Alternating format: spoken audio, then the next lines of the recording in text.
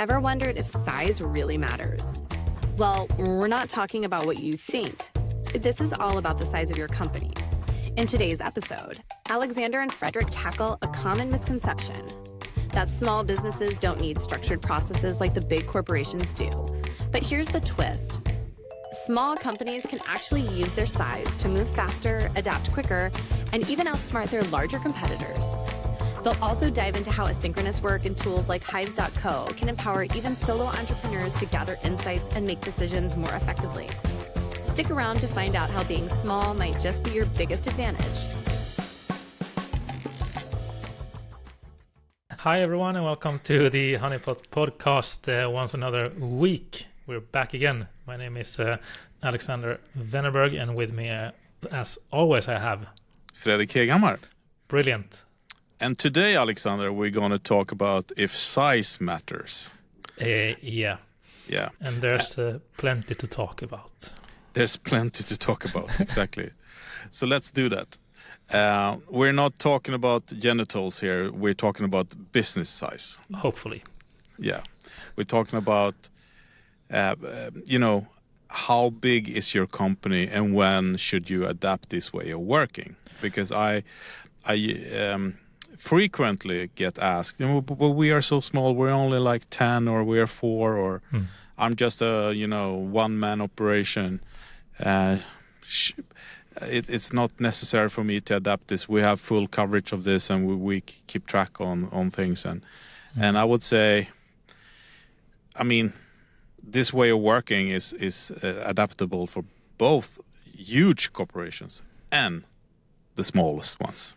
Yeah, definitely, and I can definitely understand the first thought behind it that large companies always or often have these kind of organizations around it where people have specific roles managing or leading business development or innovation or change management in different formats. But I would definitely want to emphasize on the fact that small companies can use their let's say their lack of size as an advantage as well in moving fast.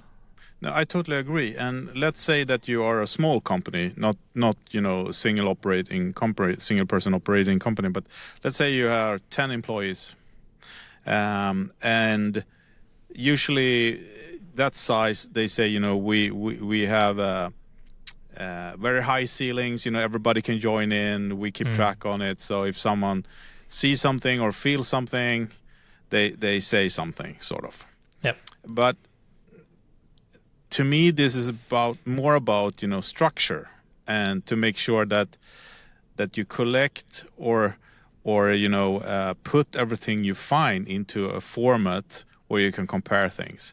And we usually talk about comparing apples with pears and so on. But to add the structure or a process, no matter how big or small you are, gives you an advantage of taking care of your findings. And actually, larger companies are better in doing this because they have to have a structure of how they share data and findings and communication, stuff like that. But it can also get lost, of course, if they're too big. But for a small company, I would say that adapting this way of working is crucial. And for the one-man operation company, it's even better because let's say that you're using Hives, for example, and you are working with the clients and you need to do in-search and research. And so you obviously you don't have all the competences in-house since you're only one person. You need to bring in people.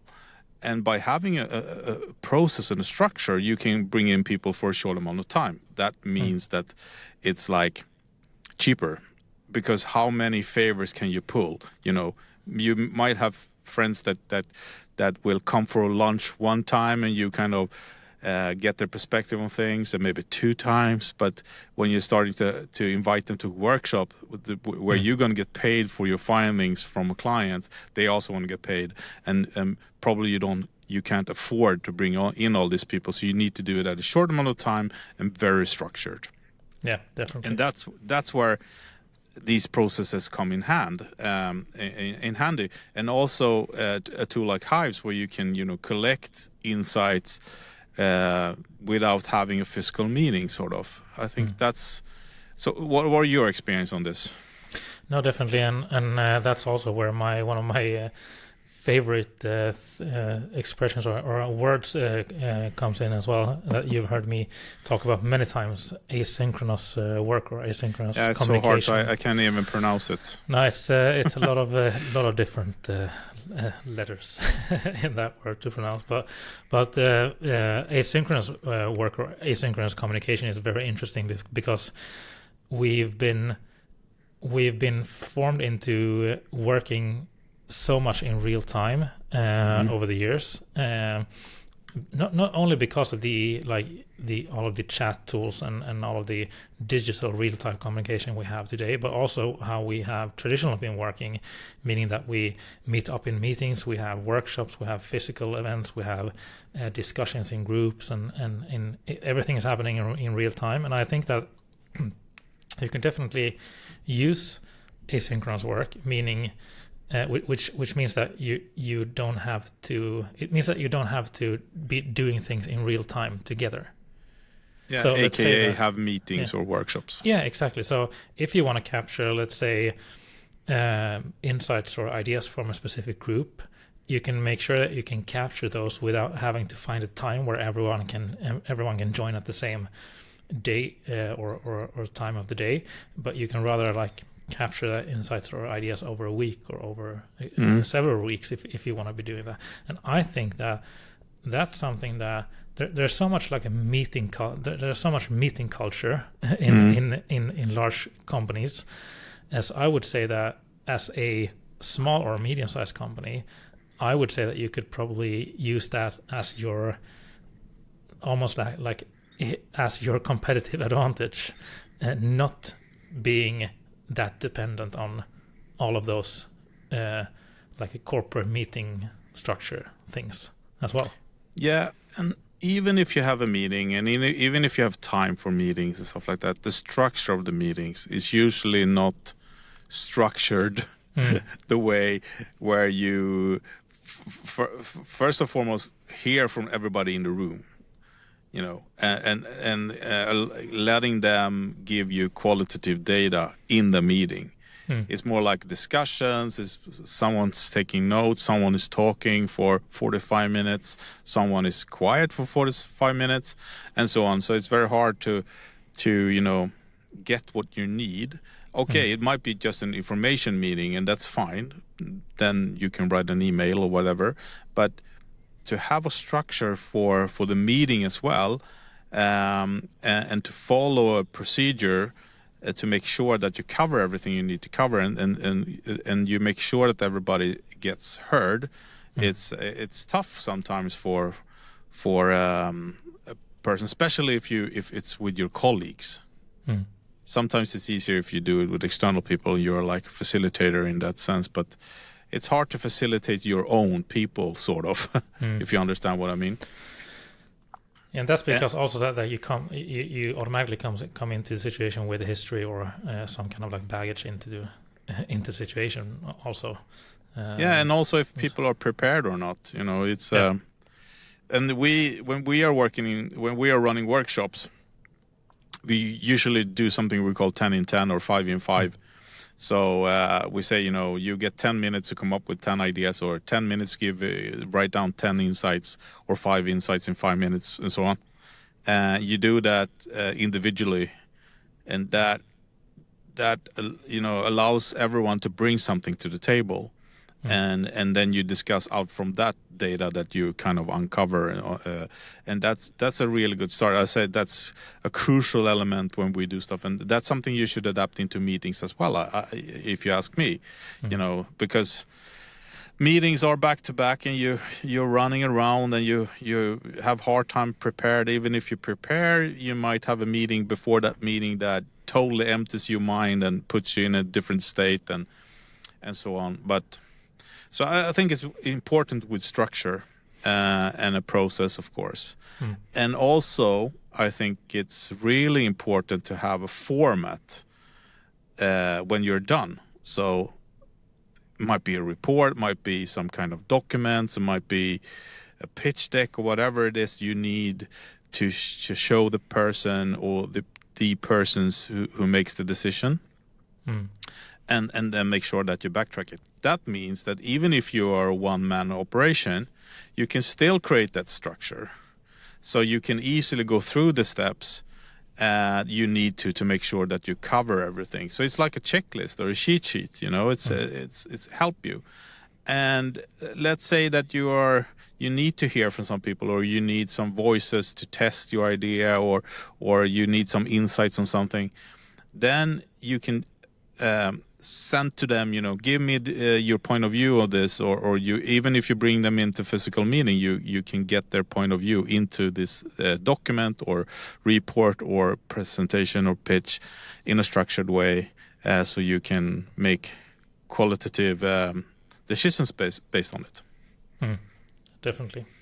And it's also, I actually read a quite an interesting research or study. I think it was actually made, I think that the companies behind it was Atlassian and Miro, like the apps or the software companies, that were talking about a little bit related to what we were talking about a few episodes ago when we were talking about how to make sure that we can engage the people that doesn't necessarily get heard in the usual ways.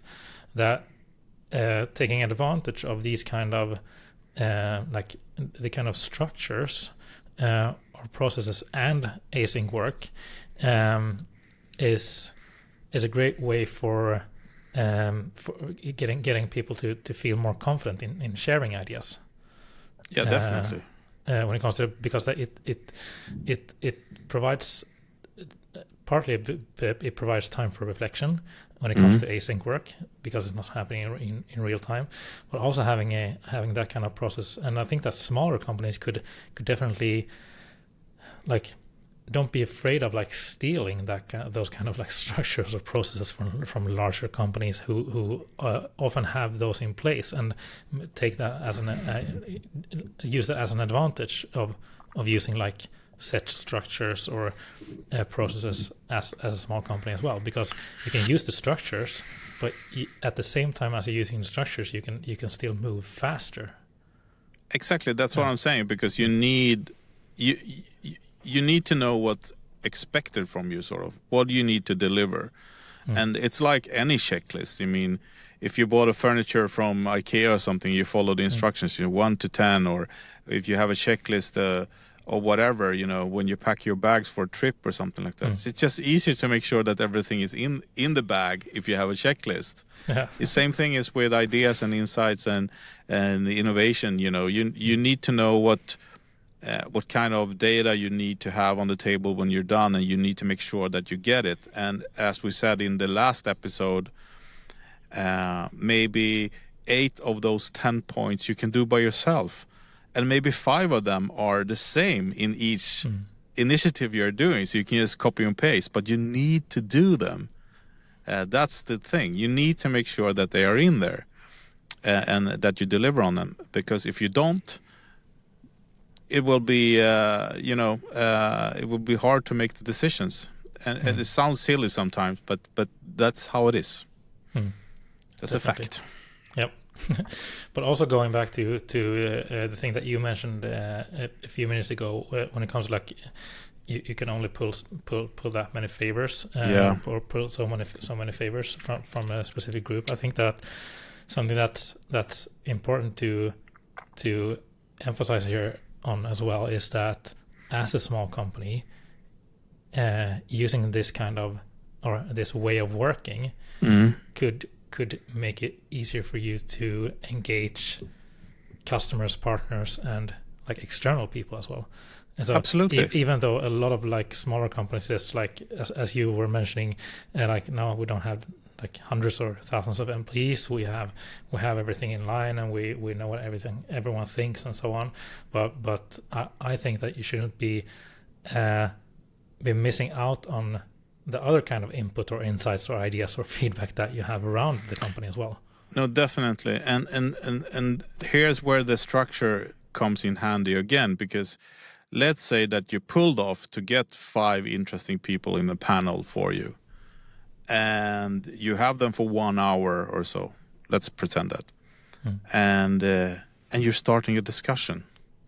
I mean, how you need to be pretty skilled facilitator to make sure that you get what you need out from a discussion. You can record it, you can videotape it, you can use all these different nice AI tool to cover everything that's said in the meeting.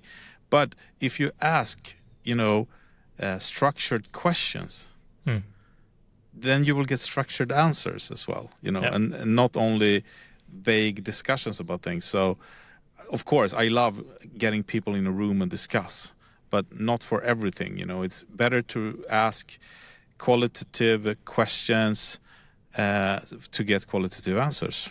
And I think that there's a slide that I know that you often, or me as well, but often show when we're doing workshops or different kind of trainings around design thinking and innovation processes. It's the one where we have like 4 different steps in a circle: idea, build, launch, and learn. Yeah, and I think that I would still say that most large companies still do that circle pretty much exactly as it is, or many you large companies. mean all 4? Yeah, and some background to it. So it's 4 steps, and the idea is to bypass build and launch, because that takes a lot of effort and costs a lot of money and takes time. And instead you have an idea and you prototype and you test it to learn without building it out and launching it. So that's the idea. Yeah, exactly. Definitely.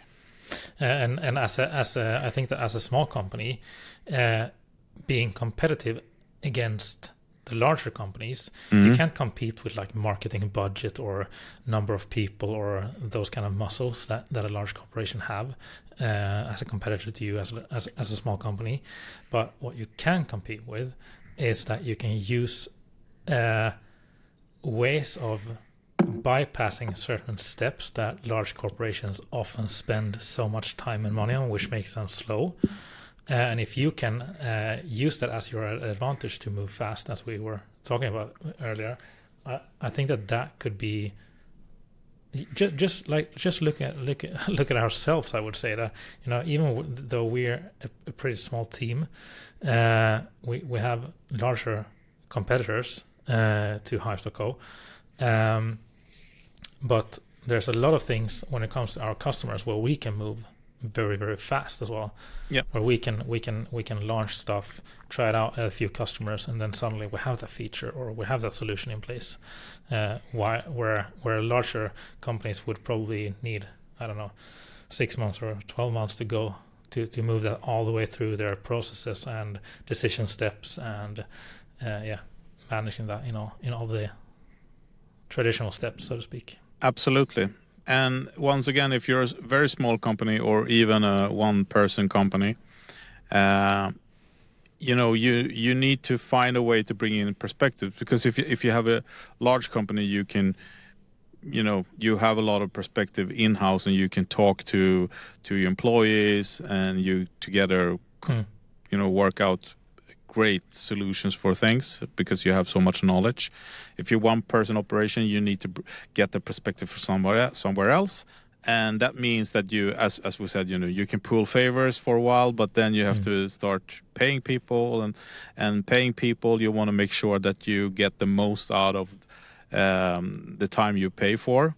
But then also there's tools out there like one in particular called OnePulse. Yeah. That we've been using as well, or I've been using a lot in the past as well. So it's it's not a market research tool, but it could be used to it. So basically, you can you can select audience based on gender and interest and stuff like that.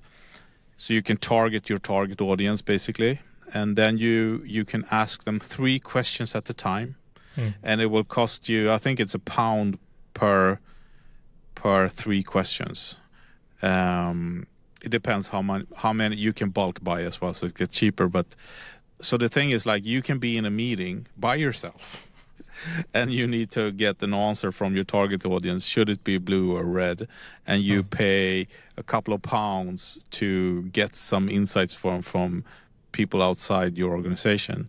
It's a great tool. It doesn't exist on all markets. It's not available in Sweden on a Swedish target audience, but it's available in UK.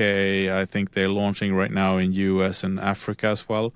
But I've been using it a lot for on the UK market, and it's great. It's great. Usually take less than a minute to get answers from 100 people. So it's amazing in that sense.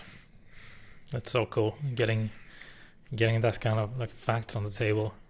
Yeah. And I think, that's a good combination, because I would guess a lot of people are doing this research with AI nowadays.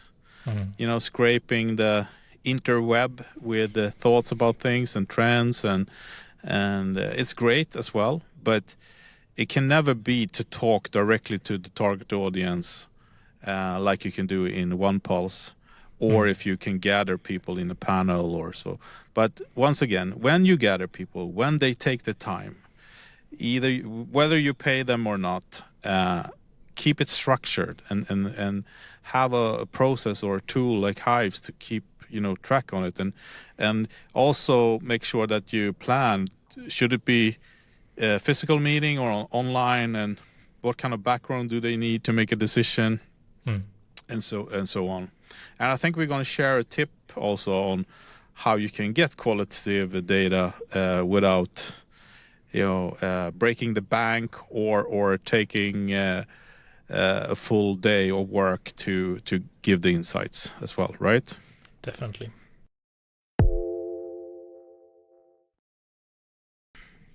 Yeah, so one practical way of getting these things into action and be using it very effectively in your organization to get that kind of input is to use different kind of, let's say, scorecards or scoring methodologies, meaning that if you're capturing insights, you might want to be scoring on how relevant they are or how painful or how urgent it is.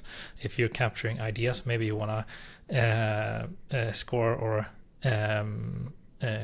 let's say get answers on those ideas depending on how much the business value is, or how easy it would be to implement it, or how desired the different ideas or solutions is. Yeah. And one thing that we've been using, and that we actually been bringing up before, but it's very worth to mention again as an example, is the 3 lenses of innovation that I think that many more companies in the world should be using when it comes to these kind of scoring. It's viability, feasibility, and desirability, which are pretty much should we do it, can we do it, and how wanted is the solution, or how desired is it I think that's great. And also mentioning OnePulse, as we did previously here, the idea of asking 3 things is, there's some research behind that, and it's a perfect amount of questions to ask. And I also recommend to give options to choose from. As you said, scoring is perfect. Score this from 1 to 10, or because you need to be able to go through the data in a decent way as well. So free text is always hard. It is hard, and it differs so much between persons who is good in writing or not. So that's why we like scoring so much, and that's why we also know that scoring gives you qualitative data that you need to make decisions to create results.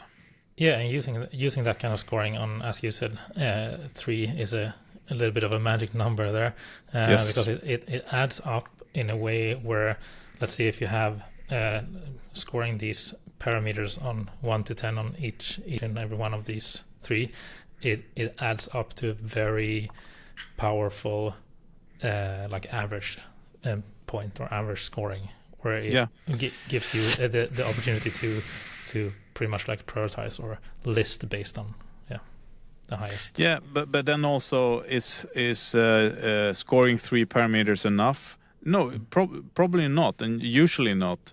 But that's not the point. The point is to ask 3 questions multiple of times, and bite-sized questioning instead of sending out the formula with 10,000 different points you need to answer. Ask and continue asking small portions that doesn't take that much time from the contributor.